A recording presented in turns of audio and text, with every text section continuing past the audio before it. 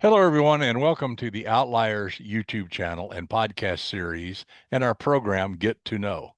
I'm your host, DP Lyle, and I'm here with my partner in crime, Kathleen Antrim. Thanks, Doug. It's great to be here. And we've got author Lucinda Berry with us today. She's got 14 books in the hopper. She's a best-selling author, and I know she's going to have a lot of great advice for us. So, Lucinda, I always like to start a little bit because this is Get to Know. In your background, I like to dig in a little bit, and I'd love to talk about your childhood.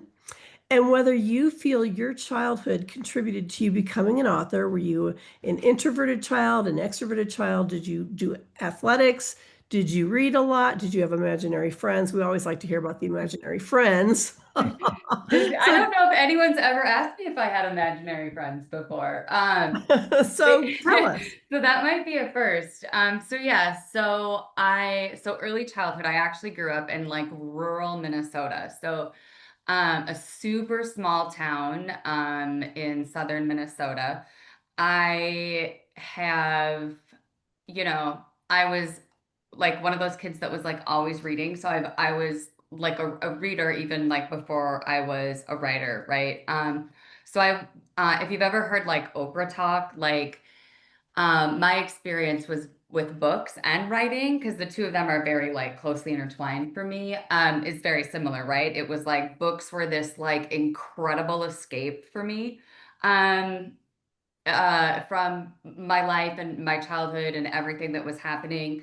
And then they also were my introduction to like that there were other ways to live, right? And other worlds out there and other people and other ways to think and other ways to be. And so, in a lot of ways, books were my savior that way, both as like a coping mechanism and then really as just like introducing me to a larger world, right? Like, outside of this very, very insular world that I grew up in, like early childhood, right? So yes, books and writing were very much a part of it. I'm probably going to date myself, but if you remember, we used to have that little program in elementary school that was like Book It. Do you remember that? Where if you read so many books, you got like a personal pan pizza from like Pizza Hut and all of that.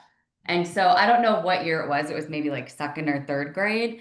And I would I was just like, first of all, any competition, I'm super competitive. So I'm like, all right, I'm gonna like, it doesn't matter what it is, I'm going for first. But then also, I've just always been a very fast reader, right?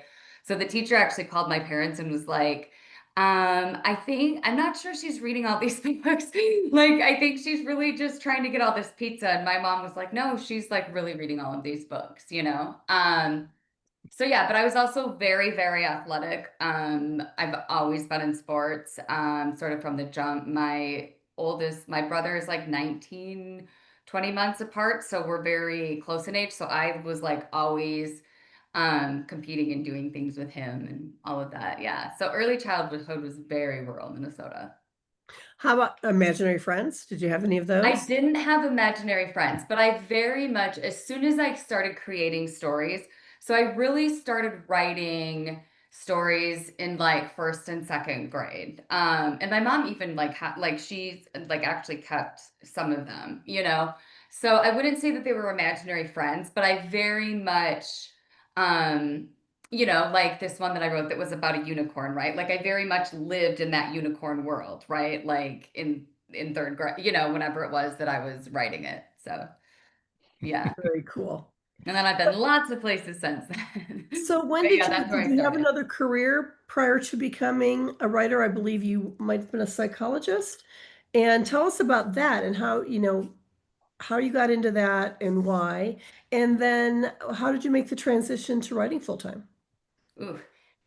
So I mean, it's hard. Like I talk about it like it's like they're two separate things. Like I had this career in psychology and then I, jumped off a cliff and started publishing all these books. But it's actually not really how it went. So I have a PhD in clinical psychology, and my specialization is actually in children and trauma. And most of my books are very trauma filled, right? If you've read any of my stuff, there's this very, very heavy trauma theme throughout. Like bad things are always happening to people, right? And part of that is because I'm a trauma researcher, I'm a trauma therapist, like that's what I did. But through grad school, both my master's and my PhD, my research that I did actually focused on using writing as a way of healing from traumatic events. Um, so yeah, I mean, that was all of my research, all of my like published stuff, besides things that deal with like kids and conduct disorders and things like that, is a lot of my research that was published on the way that writing about trauma helps us recover from it. So, yeah, I happened to be so between the summer between my master's and my PhD. So, I did graduate school at Southern Miss. So, I lived way, way north than way, way south. And so, I was a psychology student specializing in trauma, and the summer between my master's and my PhD program starting was when Hurricane Katrina hit. So I was there for, I lost the roof of my house, all of the things, because I was right on the coast. And so all of that research, then I quickly pivoted. And so the thing that I had students and participants doing then was they were all writing about their experiences during Hurricane Katrina. Um, so, anyways, that stuff was all fascinating. Anyways, all Wow. that to say, my stuff has always been very, very intertwined. And I actually wrote, I have lots of stuff that's published like in the nonfiction academic world. And then I actually wrote my first thriller during graduate school. And the first one that I wrote was actually Phantom Limb. And that one is very, very closely aligned to a case that was happening in real life. A lot of my early work it pulls a lot from things that were actually happening and that I was actually working in at the time. So, Wow. um, yeah, so I started writing Phantom Limb, and I finished Phantom Limb. I actually finished Phantom Limb. I had this little window. So I went from Mississippi to California because when I finished, I did all of my hours, my internship, right, all of that stuff at Children's Hospital Los Angeles. So there was this little window between getting here and getting like all of your privileges and all of the HR stuff that you have to do at a hospital during that before you can actually start working and doing your things that I finished Phantom Limb. And once I was done with Phantom Limb, I knew I had a good story, really. So that was when my actual publishing journey of like psychological thrillers and suspense and all of that started. Was after I had finished Phantom Limb, and I was like, "Oh, this is good," because I read and always have. I read all the dark stuff. I read all the so yeah, so then that started my journey into actually publishing and Do doing you something. feel that you writing these stories was a way for you to maybe process the things that you were working on and dealing with, even though, you're the psychologist? I mean, you're still dealing with the trauma through the person who's having the trauma, and I'm sure, feeling a lot of emotion for the your patient. Do you feel that writing fiction was a way for you also to get to kind of vent that? Yeah, for sure. And it's also, and it's a way to make the trauma a way that's containable and manageable, right? Like I control everything that happens in this traumatic event. So definitely, definitely. And especially during the days when I was really in the thick of it and really in it, for sure. For sure. Did you have trouble taking a real life situation and then fictionalizing it? Did you feel like you weren't being true to the story? A lot of physicians who write say, I base this on a case, and I had trouble removing the facts so that I could move on with the fiction because I felt like I wasn't being honest or something. Did you cross any of that kind of feeling where, am I going too far afield? But even though you're not trying to write nonfiction. Yeah, I think for me, the struggle was more sort of, I wanted to tell it, but I also wanted to protect their anonymity, right? So Right, like I actually couldn't have it super closely aligned right, with, I mean, it was a lot, but it had to be enough. In my case, it's like it sort of had to be enough removed where somebody couldn't say, oh, that's right, actually, that's actually us, and you took something very confidential and you did A, B, and C and D with it, right? So for me, I had to come at things from that perspective. Versus especially when, a lot of my stuff is dealing with kids, right? It's kids, right? So it's anything with kids is more sensitive just by right. nature. So yeah, I was very sensitive and cautious to that. But actually I guess they'd be the foster parents in Phantom Limb, um, like the real foster parents of who that story is based off of. They've actually read it and they were real when they knew what I was going to do with what had happened to the girls, they were super supportive of it. So, That's good. And I think that's yeah. pretty much what I meant with the question is that obviously you want to protect privacy. That's what we do. But it's like you have a patient that the elements are so compelling and the story is so compelling. But if you put all of them in there, it's also recognizable. And how do you pick and choose what elements I'm going to use and what elements I'm going to disguise or change or twist or turn into something else? Eh, did you struggle with that sometimes? Oh yeah, Yeah, absolutely. yeah, Absolutely. And I think all of us that like we're doctors or lawyers, any yep, of us that, are sort of pulling from those places and spaces always run into that. yep, yep. That's So why Always. Meg Ryan and I are doing a thing on novel writing for medical and legal professionals, and it's because when you first start out as a profession, you have certain rules and regulations and facts and stuff at your hand, but that's not telling a story. And you're talking to a colleague's one thing. You're talking to the public now. It's something else. And at dinner parties and cocktail parties, you have to be careful because what's funny to you is not funny to them.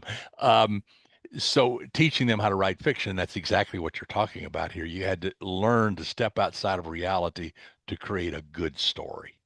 Yes. and Yeah. you literally can't let the facts get in the way of a great No, story.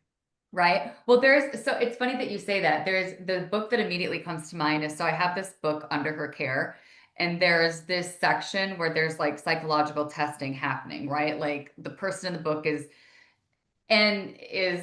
getting a psychological test. And I remember getting an email from like not a fellow, I mean, I didn't actually know them, but they were also like a psychologist. They did testing, and they sent me this email of like, you're supposed to be a psychologist and you didn't like when you score a whisk, and they literally took me through like 3 pages of this is how you score a whisk. And I was like, I'm aware of that, right? I've done like 7 bazillion whisks in my life. But if I wrote out every that's single test instruction, people would be asleep by the end of it. Do yeah, you know what your I reader's mean? So gone. it's Yeah. like, but it's, yeah, so it's like, it's always that. It's like, yes, I'm aware that there were many steps missed in this. It's like, but no, I'm not just Exactly. gonna do 4 pages of scoring Yeah. and test protocol because people are going to want to like stab their eyes out. Yeah. Or throw the book across the room. Right? They're like done. Like, Yeah. yeah. So So, what's Well, your let's talk process? about your new one. Oh, yeah. oh, yeah. I love this cover. I It's do too. I love this beautiful. I do cover. too. And Yeah. what So, makes this it is the tissue in the chair. yeah. I mean, wow. Yeah, the tissue, that's so funny that you picked up on that because the tissue in the chair is actually like my favorite part. Hmm. So this one is really exciting because it's a lot of the fun stuff that's happening with audio that I'm sure y'all are in on. So this is an audio thriller with Simon and Schuster that's fully produced audio. Wow. So this was very fun to write. It's the second one that I've done with them. The first one that I did was one of our own, and AJ Cook and Tessa Albertson narrated that one and did a fantastic job. Um, this one, Danielle Savory is the main POV, and she just like nails it, right? But because the format is audio only. It's there's parts of it that are written basically in script format, right? So it these are really, really fun for me to write because it sort of stretches my skills as a writer in a different way. So I just, yeah, I had a ton of fun doing it. Um, and yeah, it Cool. comes out October 21st. So exciting. I mean, it's really got to stretch dialogue. I would think that, I mean, you've really got to make those voices strong and different. And, I can only imagine. What's your process when you write? Oof, it all depends. It all depends. So I'm a pantser. I mean, I'm a pantser to a certain extent, right? Because uh, once I get in it, there's certain things that then I have to organize, right? And things always change and move. But I really, when I'm doing, part of my process is like when I'm doing like a first draft, right? Like rough draft writing, I don't do any um fiction. Well, I shouldn't say I don't do any fiction. I don't do any like fiction reading, so I don't do any mystery, any thriller, any suspense. I'm very like anytime. So that's very typical of like draft one is like I'm not reading like a lot of stuff that's out there because I'm very focused because I'm like I just want my voice, right? Mhm. Um I write really fast. I don't sit down a lot when I write. I'm always moving, like my house is set up, there's all of these different places and spaces. So I'm like always moving around. I'm not like a sit at your desk for like 8 hours and write it. I tend to not write linear. I also don't write linear. So like sometimes when I go into a book, like I know, like for example, Phantom Limb. I don't know why I like haven't talked about Phantom Limb this much in forever, but I keep talking about that one, right? So like for Phantom Limb, I knew the twist and the last two scenes in the book, like most of that I wrote backwards, because I knew how I wanted it to end. I knew how I wanted all of that to go. And so I I went that love way. it. But each book is each book is different. So interesting that you Yeah. could go back and Yeah, forth. yeah, Well, yeah. here's what happens to me, and this is why I think it is. It's because so I spent so many years in academics, right? And so if I were to write a textbook, I would out like you better believe like I will like I'm gonna outline that. I'm gonna have all of this stuff. And so I think for me, it's like whenever I try to get organized in fiction writing, it feels too academic, and that's a very different voice for me, right? Like that's a very different voice. It's Exactly. very, I do a lot of teaching, so it's very like there's like a teacher professor voice that's in anything psychology related. So I think when I'm doing fiction, that's just like it's just the total opposite of that, right? Would it be too So constraining? is it what? Too constraining if you were going It just feels it feels too constraining, right? to. And binding and it's like and so much of academic writing is you have a very like you have very specific goals and objectives that you have to get out, and it's very logic driven and focused and all of those things. Um, Whereas writing a thriller just is not. So What are you It's working interesting. on I now? get asked that all the time because I write fiction and nonfiction, and people ask, "Well, what's the difference?" And I said, "Well, they're exactly the same, only different. In nonfiction, you do all the research, you double check it, you organize all the information, and now you've got the academic part of it done, and you go through and write it. So you add a few of your writerly things to it, but at the end of the day, it's an academic study. Fiction, you do just enough research to start the story, and then you research as you go along. If I need this, I need to know that, then I go look it up because it's all about characters. It's a right. whole different animal then. And I'm like you, I'm a pantser too. I usually have one or two or three scenes in mind. I have no idea what's going to happen in the story, who the bad guys are. I don't even know what the ending is. I don't know how it's going to end, except I know my guys are going to win. That's all I know. I don't know how, I don't know where, I don't know when, but I know it's going to. So two different hats, isn't it? right? Yeah. Yeah. So tell us what you're working on now. So I just finished today, actually. I just finished my second round of developmental edits for the prequel to The Perfect Child. So that's actually called Her First Lie. And Mm. I've wanted to write more of Jamie's storyline. She's the main character in The Perfect Child, the sociopathic little girl. So it's her origin story, right? It's the prequel to that. So I just finished it and well, finished the second round of developmental edits. There's more to go. Yeah. So I submitted that this morning and that's my next full length one. And that comes out in April. So This Is a Safe Space is my audio thriller that comes out in October. And then my next full length is Her First Lie, and that one comes out in April. So Cool. exciting. April, I remembered both dates. Go me. Yeah, go you. Go me, go me, go me. Yeah, so lots of exciting stuff happening. Well, we will have to have you back for the one in April as well. I would You're a love to, love fantastic to. interview and really enjoy talking to you. And I know our viewers are going to absolutely love it. Can you tell them where they can learn more about you and where they can buy your books? Yeah, so Amazon is a great spot to buy all my books. You can also go to lucindaberry.com. Follow me on social media. I'm Lucinda Berry author. Pretty much that's my handle everywhere. So I'm the most active on TikTok. So if you want to see me act like a fool, follow me there. I know we've got to learn about TikTok. That's a whole nother thing for us. But anyway, thank you so, so much. We will Yes, definitely thanks for have you having back. me. And I want to ask our viewers to please click the thumbs up. That helps get the interviews out on the algorithm. And if you enjoy what we're doing here, it's free to subscribe. Just press the little button and you won't miss an interview. And Doug, let me throw it back to you. Yeah, Lucinda, thanks. It's great to see you again. It's been a while and fun stuff. And I love the audiobook. I can't wait to grab it. And yeah, we want you back in April when I'll your come next book back. comes out. Just send us a note and let us know when's a good time. We'll schedule this and we'll party again. Uh, Can't wait to I, come back. Yeah, until then, you guys out there know that we'll be back with more interviews here on the Outliers YouTube channel and podcast series.